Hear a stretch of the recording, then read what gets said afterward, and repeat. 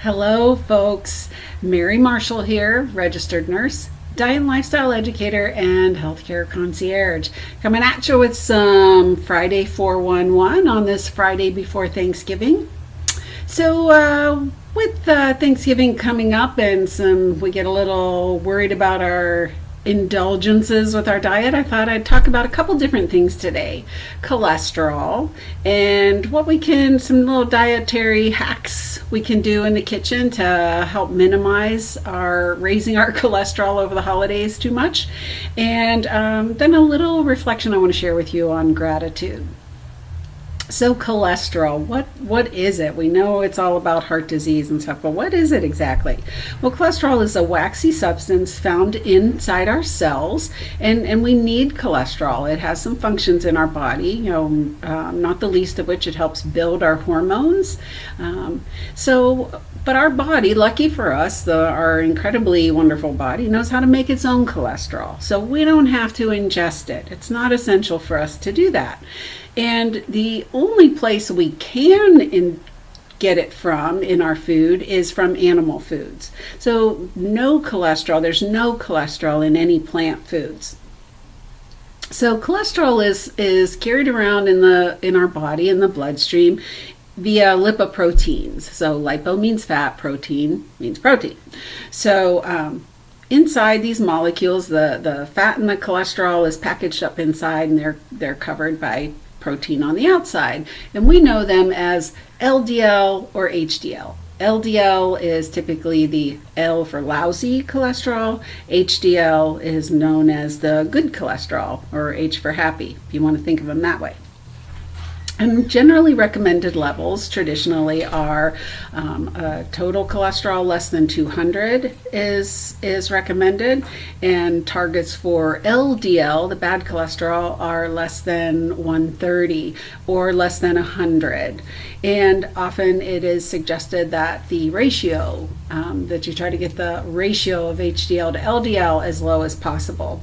But at Wellness Forum Health, and this is based on findings from the China study by Dr. T. Colin Campbell and Dr. Esselstein's studies, that the optimal total cholesterol is actually 150, and target for LDL is less than 80, and ratio is really not important. When you get that total below 150 and that LDL at the target range of less than 80, heart attacks are virtually non-existent.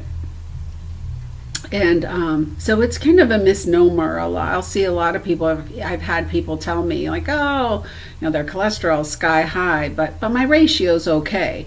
That's not so. That's not supported by the research. So what do we do to get that cholesterol down? How do we lower cholesterol? Well, in an analysis of 244 different studies, if you take the cholesterol out of the diet, the cholesterol in the blood is lowered, the total cholesterol and the LDL. But if you lower that cholesterol with drugs, meaning usually it's statins, that's our first line of intervention traditionally for high cholesterol. Statins will lower your cholesterol, but they will only lower the incidence of heart attack or stroke by 1.2% for Crestor or 1.6% for Lipitor. So not a big percentage of help there. So why would you take a statin? Just to get a nice pretty lab result, or because you don't want to have a heart attack or a stroke? Because it doesn't work very well for that. And statins have some pretty significant side effects, not the least of which is cognitive impairment. So another talk for another day, but dietary intervention, low risk, no risk, versus medication intervention with a lot of risk and not a lot of help. Also, there have been some drugs investigated to raise the HDL, and those studies actually had to be stopped. They did raise the HDL, but people were dying. So those types of drugs aren't effective either in getting the results you want. What outcome do you want? I don't think it's death. And statins also give people a false sense of security. Sometimes people think, well, I'm on medication for that, so I can eat whatever I want and the medication will take care of it. And it actually is supported by the research. They found that in one study, they found people on statins took in 10% more calories and 14% more fat, and they had higher body mass index, so higher weight for their height. So, weigh your options there and make good choices, right? Be informed, make good choices, live well, I always say. So in light of that, a couple of things I want to suggest that you can do to, help save yourself a little bit over the holidays. One, lose the butter.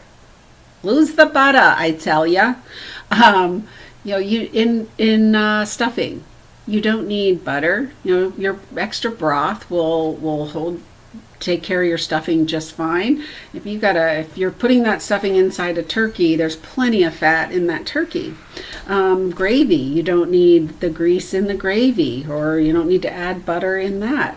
If you're eating breads and those kinds of things, they're usually made with a lot of butter or oil, so you don't need to add more on top of it. Your vegetables don't have to be drowning in butter. Just steam them and season them and try that. Those are some other options you can use. For stuffing, another comment on your stuffing. And I know, turkey is non-negotiable for some for Thanksgiving. So, but if you're going to stuff it, do you need meat inside the meat? Maybe take the meat out of the stuffing, and instead of sausage or oysters in your stuffing, try some dried or fresh fruit. Apples, apricots, cranberries, maybe some pecans or almonds. Those can be really nice fresh additions for your stuffing. Instead of pies, maybe, which pie crust is so much fat, maybe switch it up and do a cobbler with just the oatmeal and granola type topping. And don't need butter in those crisp toppings either. Maple syrup, a little brown sugar in your seasoning, some fruit juice will do just fine. Sweet potatoes, instead of the butter and sugar, you can use some apple juice, pineapple juice, orange juice, and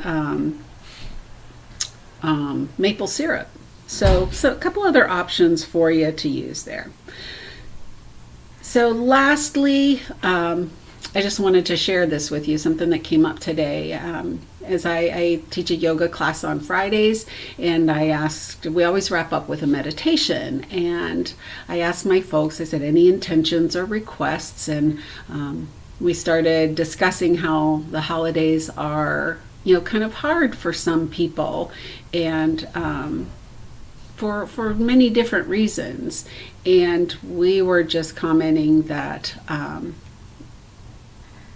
we all loved the holidays, and they were full of good memories, and made us feel, reminded us of people we loved and cherished. So we tried to just have a meditation with some gratitude for that, and I hope that's your experience. And if you can just take some time this in the next days at least, and especially on Thanksgiving Day, to maybe it's not a perfect world you're living in right now for whatever reasons, but find those few things, or maybe the many things that you're grateful for even if it's one person in your life who has held you up and made you feel special or loved or important, or given you roots, and just helped you along your way in some way. And that's really, and if you have any memories, be it they of the holidays or of other things, good memories, good times, hold that with gratitude in your heart. So that's it for my Friday 411. Happy holiday this week. Be safe.